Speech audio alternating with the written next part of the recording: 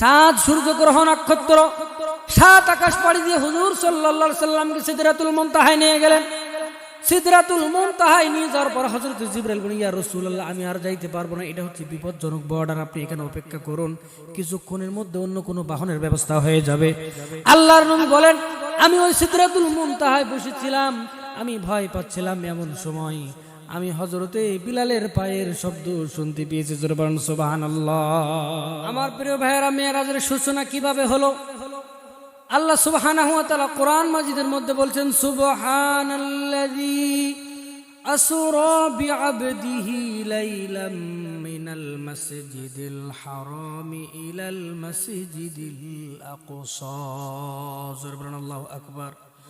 আল্লাহ পাক রব্বুল আলামিন বলেন, মহিমাময় পুত পবিত্র সেই সত্তা যিনি তার বান্দাকে ইসরা করিয়েছেন মক্কাল মুকাররমা থেকে নিয়ে বাইতুল মুকদ্দাস পর্যন্ত। এই সময়টাকে বলা হয় ইসরা। আর ইসরা থেকে শুরু, বাইতুল মুকদ্দাস থেকে নিয়ে শুরু করে সাত আসমান পাড়ি দিয়ে আল্লাহ রাব্বুল আলামিনের কাছে, যেই আল্লাহ রাব্বুল আলামিনের কাছে বিশ্ব নবী যে গিয়েছিলেন, এটাকে বলা হয় মেরাজ। ইসরা কোরআন দ্বারা প্রমাণিত, আর মেরাজ হচ্ছে হাদিস দ্বারা প্রমাণিত।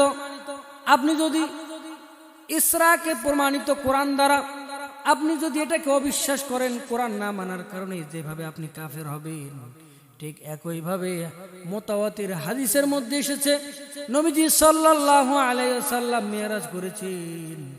মেরাজকে বিশ্বাস না মানার কারণে, হাদিসকে অস্বীকার করার কারণেও আপনি কাফের হয়ে যাবেন। জোরে বলেন নাউজুবিল্লাহ। আমার প্রিয় ভাইরা, আল্লাহ পাক রব্বুল আলামিন সুবহানাল্লাযী দিয়ে শুরু করেছেন। কোরআন মাজিদ আল্লাহ সুবহানাহু ওয়া তাআলা অনেক ঘটনা বলেছেন। অনেক নবীদের অলৌকিক ঘটনা বলার ক্ষেত্রে আল্লাহ সুবহানাহু ওয়া তাআলা কিন্তু সুবহানাল্লাযী দিয়ে আয়াত কিন্তু শুরু করেন নাই। আল্লাহ পাক রব্বুল আলামিন হযরত ইউনূস আলাইহিস সালামের বর্ণনা কোরআন মাজিদের মধ্যে বলেছেন। হযরত ইউনূস আলাইহিস সালামকে যখন জাহাজ থেকে যখন সমুদ্রের মধ্যে যখন ফেলে দেওয়া হলো, হযরত ইউনূস আলাইহিস সালামকে এক বিশাল মাছের পেটের মধ্যে চলে গেল।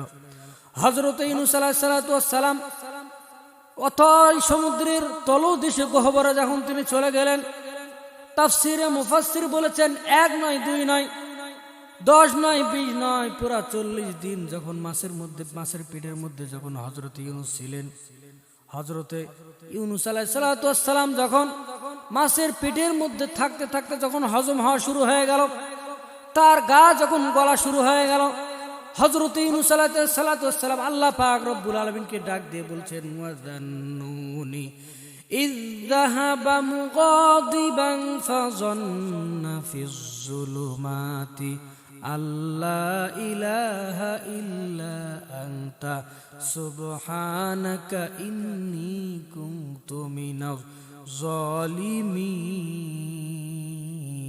জয় বলুন আল্লাহু আকবার। আল্লাহ পাক রব্বুল আলামিন বলেন, হযরত ইউনূস আলাইহিস সালাম আল্লাহ পাক রব্বুল আলামিনকে ডাক দিলেন।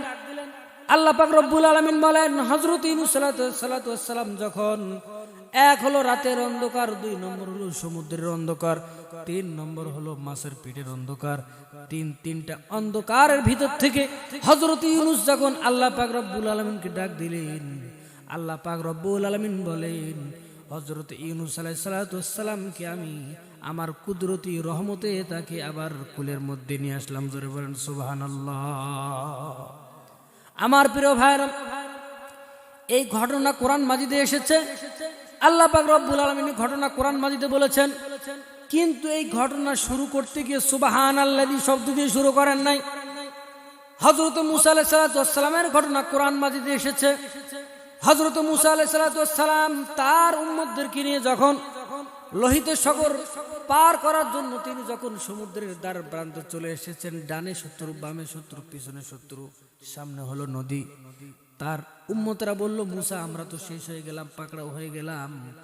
আল্লাহ পাক রব্বুল আলামিন বলেন, হযরত মূসা তখন কি বললেন?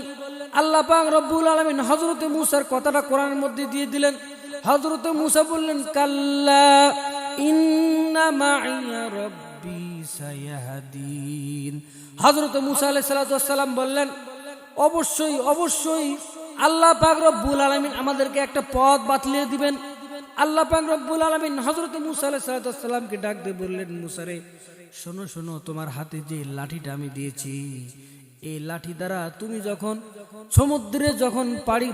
সমুদ্রের মধ্যে তুমি যখন বাড়ি দিবে, আল্লাহ পাক রব্বুল আলামিন হযরতে মুসাকে ওহী করলেন, তোমার হাতে যে লাঠিটা আছে এই লাঠি দ্বারা তুমি সমুদ্রের মধ্যে একটা বাড়ি দিয়ে দাও।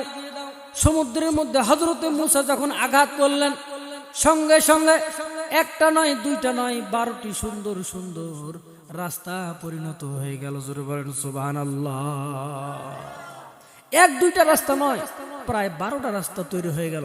আমরা তো দেখেছি সমুদ্রের মধ্যে রাস্তা করতে গিয়ে কত ব্যয়বহুল খরচ হয়, ঠিক কিনা বলে?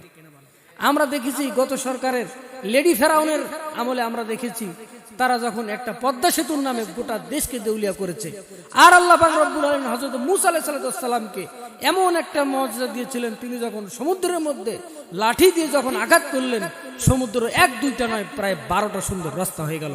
বলেন আল্লাহু আকবার। আমার প্রিয় ভাইরা, আল্লাহ পাক রব্বুল আলামিন হযরত মুসা আলাইহিস সালামের ঘটনা কোরআন মাজিদের মধ্যে তুলে দিলেন। এটাও কিন্তু একটা কুদরত, এটাও কিন্তু একটা অলৌকিক ঘটনা, কিন্তু এই ঘটনা বর্ণনা করতে গিয়ে আল্লাহ রব্বুল আলামিন সুবহান শব্দ দ্বারা শুরু করেন নাই। আল্লাহ পাক রব্বুল আলামিন হযরত ইব্রাহিম আলাইহিস সালামের কথা কোরআনে বলেছেন। হযরত ইব্রাহিম যখন কালিমার দাওয়াত দিতে শুরু করলেন, হযরত ইব্রাহিম আলাইহিস সালামের দাওয়াত যখন নমরুদের কানে যখন পৌঁছে গেল, নমরুদ তখন সহ্য করতে পারল না। হযরত ইব্রাহিমকে ধরে যখন আগুনের মধ্যে নিক্ষেপ করলো, চরকির মধ্যে তখন তাকে ঝুলে দেওয়া হলো। হযরত ইব্রাহিম আলাইহিস সালাম যখন আগুনের মধ্যে পড়বেন, হযরত জিবরাইল আলাইহিস সালাম বলেন, ইয়া হযরত জিবরাইল আলাইহিস সালাম হযরত ইব্রাহিম আলাইহিস সালামকে বললেন, ওগো আল্লাহর পয়গম্বর, আমি কি আপনাকে সাহায্য করব নাকি? হযরত ইব্রাহিম বললেন, কখনো নয়, কারণ হলো যে কালিমার দাওয়াত আমি দিচ্ছি, নিশ্চয় আল্লাহ পাক রব্বুল আলামিন সবকিছু জানেন, তিনি দেখছেন। ওই আল্লাহ পাক রব্বুল আলামিন আমাকে আগুন থেকে রক্ষা করবে। তাকে আগুনের মধ্যে ফেলে দেওয়া হলো। আল্লাহ পাক রব্বুল আলামিন আগুনকে অর্ডার দিয়ে দিলেন, ও আগুন শোনো। কোরআন মাজিদ আল্লাহ পাক রব্বুল আলামিন বলেন, কুলনা ইয়া নারু কুনি বারদান ওয়া সালামান আলা ইব্রাহিম। জোরে বলুন আল্লাহু আকবার। আল্লাহ পাক রব্বুল আলামিন বলেন, হযরতে ইব্রাহিম আলাইহিস সালামকে আগুনের মধ্যে ফেলে দেওয়ার সাথে সাথে আল্লাহ পাক রব্বুল আলামিন আগুনকে অর্ডার দিয়ে দিলেন, আগুন তুমি ইব্রাহিমের জন্য ঠান্ডাদায়ক হয়ে যাও, শান্তিদায়ক হয়ে যাও। পুরা আগুন মুহূর্তের মধ্যে হযরত ইব্রাহিম আলাইহিস সালামের জন্য শান্তিদায়ক হয়ে গেল। এই কথাটা আল্লাহ রাব্বুল আলামিন কোরআনের মধ্যে বলেছেন, কিন্তু এই ঘটনা বর্ণনা করতে গিয়ে সুবহান দিয়ে শুরু করেন নাই, কিন্তু বিশ্ব নবী মুহাম্মদুর রাসূলুল্লাহ সাল্লাল্লাহু আলাইহি সাল্লামকে আল্লাহ পাক রব্বুল আলামিন 7 আসমান পারিয়ে আল্লাহ আরশ নিয়ে যাবেন। এটা একটা অলৌকিক ঘটনা। এই অলৌকিক ঘটনা বলতে গিয়ে আল্লাহ রাব্বুল আলামিন সুবহান শব্দ দ্বারা শুরু করেছেন। তাফসীরে মুফাসসির বলেছেন, সুবহান দ্বারা কখন শুরু করা হয়? যখন কোনো আশ্চর্য ঘটনা বর্ণনা করা হয়, আমাদের সামনে যখন কোনো অলৌকিক ঘটনা বলা হয়, তখন আমরা অটোমেটিক সুবহানাল্লাহ বলে ফেলি। আল্লাহ পাক রব্বুল আলামিন বিশ্ব নবীর মর্যাদা এবং শানের জন্য সুবহানাল্লাহ বলেছেন। তার মানে হলো এটা যেমন তেমন কোনো ঘটনা নয়, এটা হলো অসাধারণ ঘটনা। হুজুরে বলেন সুবহানাল্লাহ।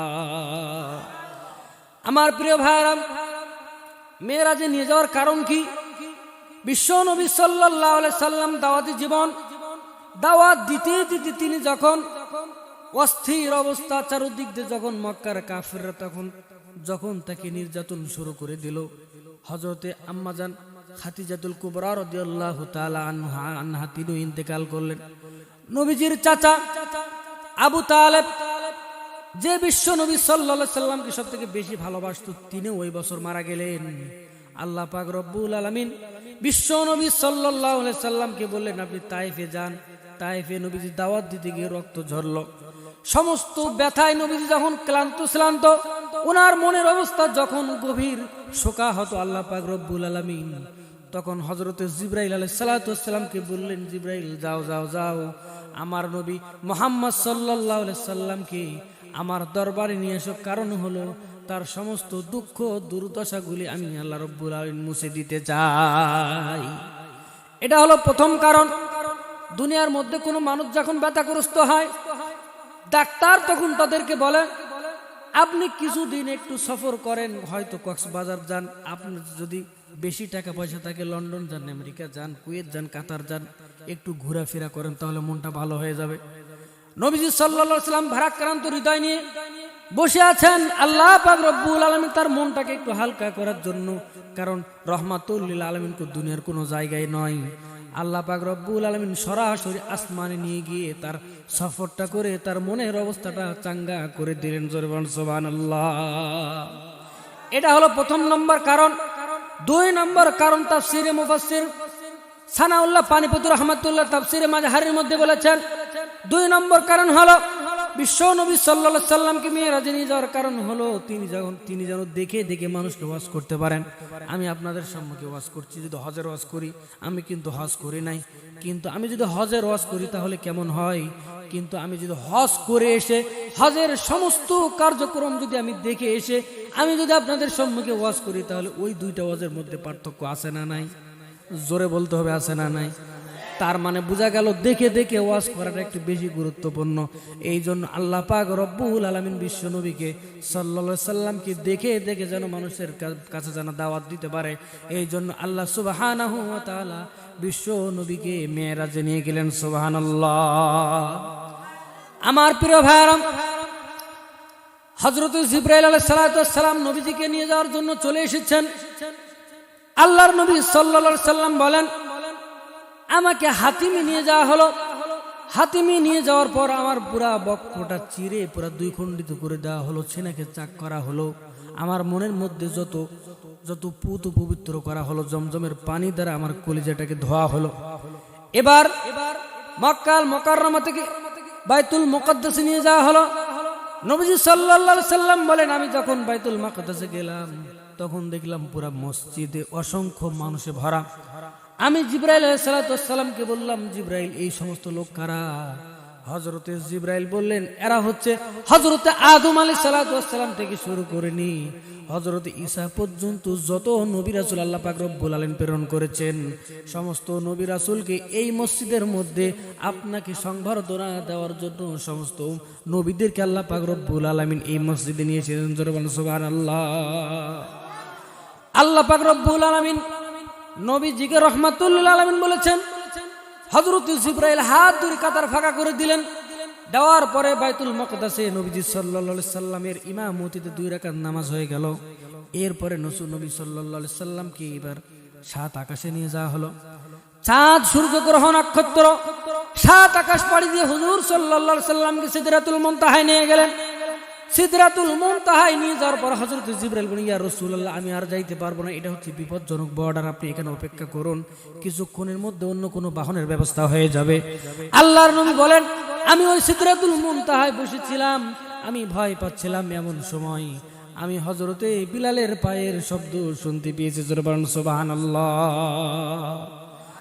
আমার প্রিয় ভাইরা, আল্লাহ পাক রব্বুল আলামিন নবীজি সাল্লাল্লাহু আলাইহি সাল্লামকে মেরাজ করালেন, জান্নাত দেখালেন, জাহান্নাম দেখালেন, সবকিছু দেখানোর পরে নবীজি সাল্লাল্লাহু আলাইহি সাল্লামকে 5 ওয়াক্ত নামাজ উপহার দিলেন। জোরে বলেন কয় ওয়াক্ত? 5 ওয়াক্ত নামাজ উপহার দিলেন। আল্লাহ পাক রব্বুল আলামিন 5 ওয়াক্ত নামাজ কিন্তু প্রথমে দেন নাই, সর্বপ্রথম 50 ওয়াক্ত দিয়েছিলেন। জোরে বলেন কয় ওয়াক্ত? এবার যখন মেরাজ করে তিনি যখন চলে আসবেন, হযরতে মুসা আলাইহিস সালাতু ওয়াস সালামের সঙ্গে দেখা হয়ে গেল। হযরতে মুসা বললেন, আপনার উম্মতরা 5 ওয়াক্ত নামাজ পড়তে 50 ওয়াক্ত নামাজ পড়তে পারবেন, আপনি একটু কমাই নিয়ে আসেন। বিশ্বনবী আবার গেলেন, আবার 5 ওয়াক্ত কমানো হলো, এইভাবে কয়েকবার যাওয়ানো হলো। হযরতে মুসা বললেন, আপনার উম্মতরা 5 ওয়াক্ত নামাজও পড়তে পারবে না, আপনি আরো একটু কমিয়ে নিয়ে আসেন। নবীজি সাল্লাল্লাহু আলাইহি সাল্লাম বলেন, আমার এখন শরম করে, লজ্জা করে, আমি কিভাবে আল্লাহ রাব্বুল আলামিনের কাছে গিয়ে বলি আরো কমান। নবীজির এই মনোভাব আল্লাহ রাব্বুল আলামিন বুঝতে পারলেন। আল্লাহ পাক রব্বুল আলামিন এবার বললেন, ওগো নবী, আমি তো দিতে চেয়েছিলাম 50 ওয়াক্ত, কিন্তু আপনার কনসেশনের দাবিতে কমাইতে কমাইতে আমি আপনাকে 5 ওয়াক্ত নামাজ হাদিয়া দিলাম। ওগো নবী, আপনি শুনে রাখুন, আপনার যে উম্মতেরা, আমার যে মুমিন বান্দারা দৈনিক 5 ওয়াক্ত নামাজ আদায় করবে, আমি তার আমল নামার মধ্যে 50 ওয়াক্তর সওয়াব আমি আল্লাহ লিখে দেব। জোরে বলেন সুবহানাল্লাহ। এই মেরাজের প্রথম নম্বর শিক্ষা হলো 5 ওয়াক্ত সালাত জামাত আদায় করতে হবে। আল্লাহ পাক রব্বুল আলামিন নবীজিকে দেখালেন পাপ করলে কোন শাস্তি হয়, জানা করলে কোন শাস্তি হয়, ব্যভিচার করলে কোন শাস্তি হয়, সবকিছু আল্লাহ পাক রব্বুল আলামিন বিশ্ব নবী সাল্লাল্লাহু আলাইহি সাল্লামকে দেখালেন। দেখার পরে এবার তিনি মক্কায় চলে আসলেন।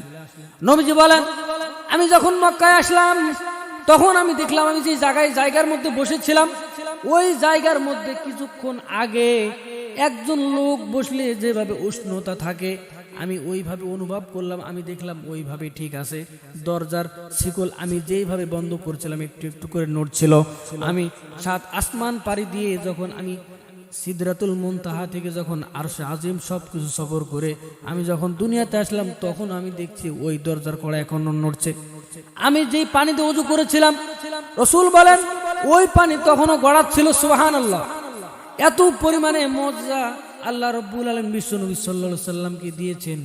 সবকিছু আল্লাহ রাব্বুল আলামিন দিয়েছেন এই জন্য যেন মানুষদেরকে নবীজি জান্নাত জাহান্নাম দেখে দেখে ওয়াজ করতে পারে। জোরে বলেন সুবহানাল্লাহ।